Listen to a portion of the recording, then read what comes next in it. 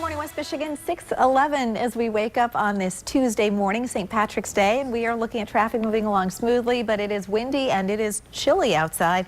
Even though we will be returning to some sunshine, the winds of change will be blowing all day today, bringing us into some sharply colder air.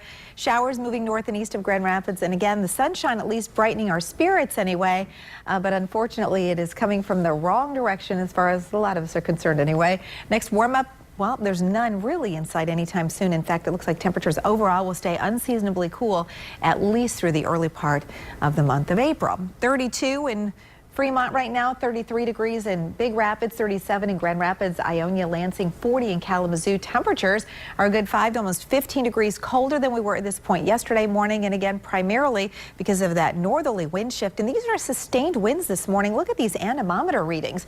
Wow, the sustained winds at 15 to almost 25 miles per hour, and you combine the temps with those gusty winds, and we've got feels like readings in the 20s and low 30s. In fact, areas to the north are likely going to get those wind chills down in the teens within the next couple of hours. You can certainly see that area off to our northwest where temperatures in the northern plain states made it into the 70s and 80s over the last couple of days.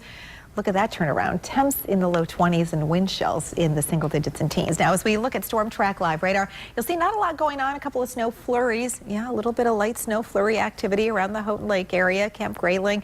And again, otherwise not much in the way of precipitation. So no major storms are in sight. Again, the Futurecast computer models will show overall kind of sunshine, more the story than not today, though clouds will be on the increase. That won't occur until the daylight hours tomorrow. So I do think temperatures will be even colder tonight. Readings in the low 20s early tomorrow morning. Tomorrow we'll start out with some sunshine in the morning. Clouds will be on the increase. High temperatures tomorrow in the low to perhaps mid 40s. We'll be in the mid 40s again on Thursday. Chance of a wintry mix later Friday into Saturday as a storm system comes through. And behind that storm system, you see the cold air settling in. Highs only in the mid 30s on Sunday. And by the way, we're heading into the first weekend in spring. Officially, spring arrives on Friday. So meteorologist Matt Kirkwood, how are we doing with ice levels on Lake Michigan? Well, as spring arrives, we typically see the ice levels come down, and that certainly was the case after a very warm week.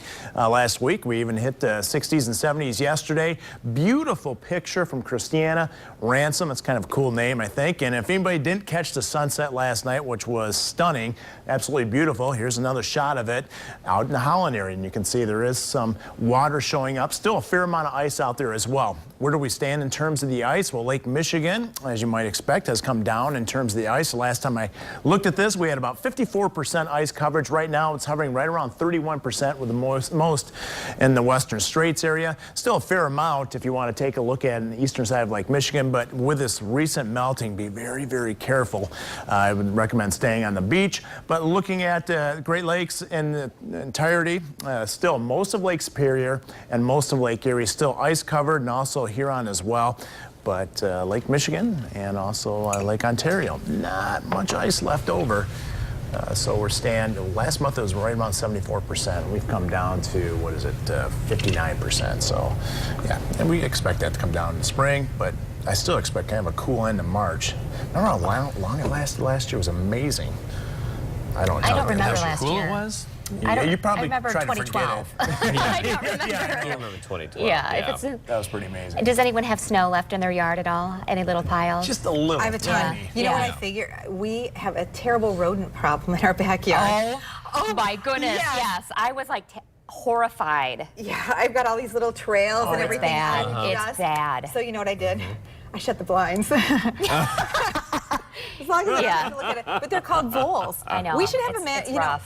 should have Mayor DeJarrett go out and do a piece about this, because I swear this is the worst that I've ever seen this early in the season. Yeah. But they're not moles, they're actually voles is what they're called. Yep. And they tunnel and they do a ton of damage. They do. Yeah, we've talked to Rick Weitz about this before. I mean, this is always one of those things. When the snow goes away, you see a lot of the damage that's occurred by rodents and anything else related. Rick's my neighbor. Hey, Rick, could you swing by on the way to work today? And He's just awesome. He could shoot probably me an run email. by. Let me know. You just need a mallet.